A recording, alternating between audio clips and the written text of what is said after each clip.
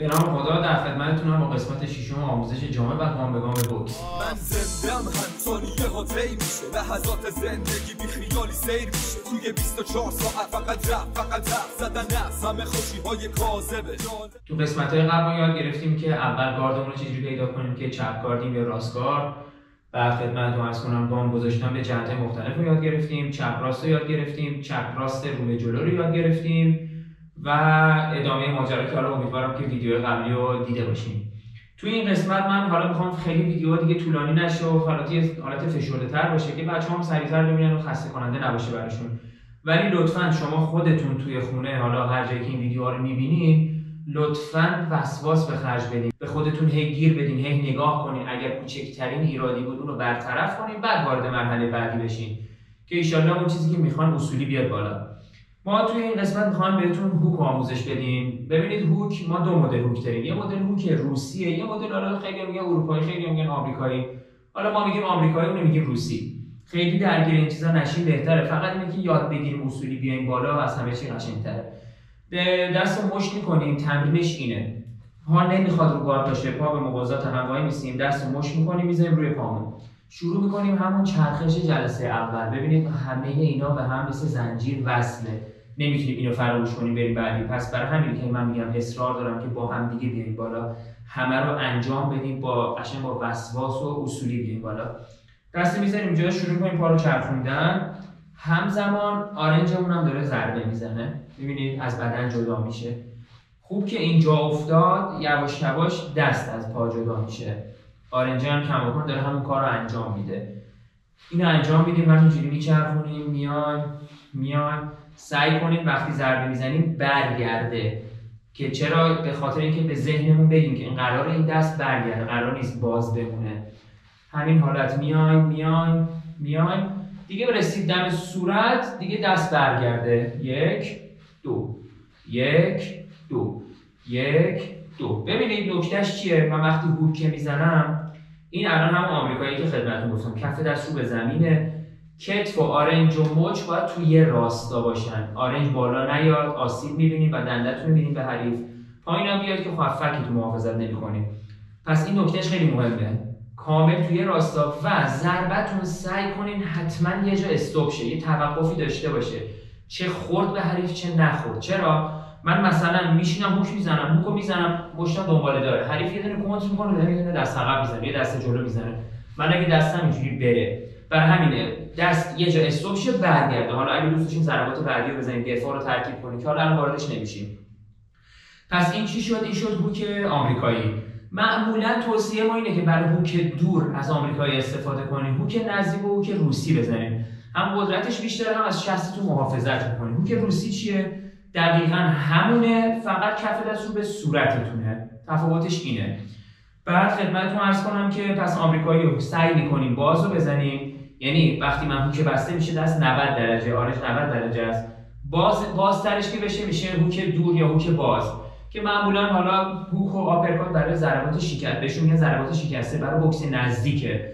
من میچسبم به حریف بوکس میکنم، ولی یه جاهای مخصوصا تو سوویت‌ها این کارو میکنن، با هوک دور میشن از حریف، با آپر باز دور میشن از حریف، که حالا بعدا واردش میشیم.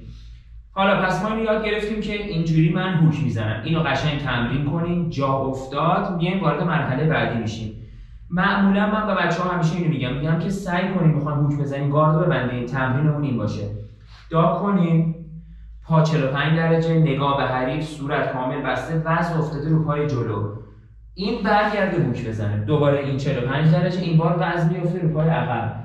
با چه تفاوتش اینه که 4 بند راست چسبیده، آرنج از دنده و کبد داره محافظت میکنه. اینجا هم که این ضربه رو زدم، هوک اینجا زدم. ببینید حالا من برمیگردم، باید برگردم رو گاردم و نه اینو اینجوری جمع کنین، نمیدونم دست بیفته از جهت‌های مختلف، هر مسیری رفته برگرده، یا اینو اگه زدین بعدش ضربه میزنیم. الان نمیخوام واردشیم. حالا پس چی شد؟ من یه داک میکنم، یه دونه هوک، وزن رو پرت میکنم رو پای عقبم، که پای عقبم هم قدرت این بیشتر میشه، هم پای عقبم آماده شلیک میشه. حالا عکسش، داک میکنم، هوک راست میزنم، دوباره داک میکنم، هوک راست میزنم. یه جا باید توقف کنه، نزنید مشتتون بره، خیلی مهمه. بعد اینو حتما تمرین کنیم با داک هوک. این که براتون جا افتاد وارد مرحله بعدی میشیم. مرحله بعدی چیه؟ ترکیبش میکنیم. یعنی چی؟ من الان داک میکردم که هوکو بزنم، بعدا یاد میگیریم که همینجا درجا هوکو بزنیم. الان کاری بهش نداریم. من داک میکردم، هوکو میزدم، حالا من چپ مستقیم میزنم، همون کار داکو داره میکنه دیگه. من داک کردم ولی فقط فرقشون دستم بازه. صورت دید حریفو میبندم، داره جمع میشه، همون نیمکراجه که برای چپ راست مستقیم بود داره جمع میشه، هوک باز میشه.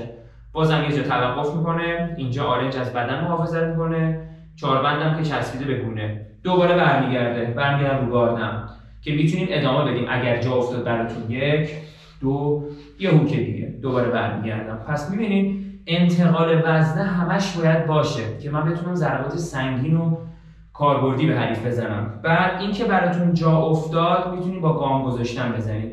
1 هوک، دوباره برگردیم. میگم به شرطی که این قبلی‌ها خوب براتون جا بیفته، لطفاً همینجوری سرسری از روش رد نشین. دوباره 1 با پا میام جلو، همون چپ راست مستقیم رو به جلو بود. 1 2 اون این بود که 1 2 بود، حالا این 1 2. حالا الان من آمریکایی شدم میتونم روسیشو بزنم. 1 2 دوباره برمیگردم. پس لطفاً تمرین کنیم. بعد این شد بس هوک به صورت. هوک هم مثل ضربه مستقیم بادی شات داره.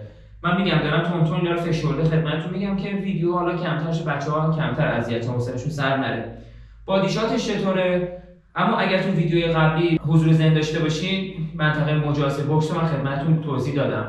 میخوام به بدن حریف ضربه بزنم. حالا نقشه میکشم، الان فعلا به اینا کاری نداریم. فرض گذاشتیم برای اینکه ما این کاری کردیم بدن حریف باز شد. نشستم، حالا با داک با ضربه هرچی نشستم، ضربه میاد تو بدنش. اینم همیشه ما سعی می‌کنیم روسی بزنیم. میتونید ضربات دیگه هم بزنید ولی روسی بهتره. میزنم تو پهلوی حریف، دوباره برمیگردم، میشینم اینور میزنم، دوباره. اینم باز تاکتیک داره. مثال میگم، واردش نمیشم الان ولی حالا بدونین خوبه. من داک میکنم، پهلوشو میزنم، ناخودآگاه گاردش میاد پایین، بلند میشم بعد صورتشو میزنم.